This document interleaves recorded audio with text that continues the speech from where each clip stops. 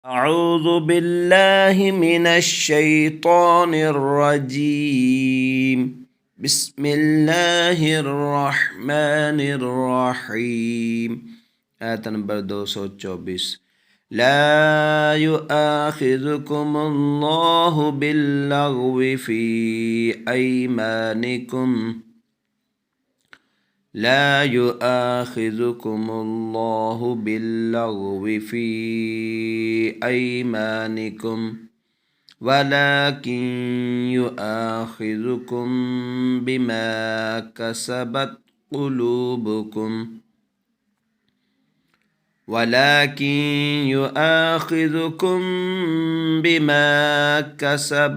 قلوبكم والله غفور حليم.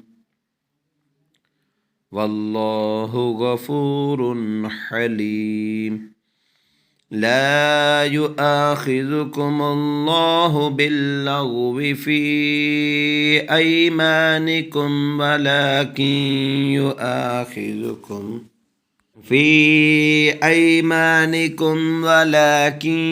يؤاخذكم بما كسبت قلوبكم والله غفور حليم.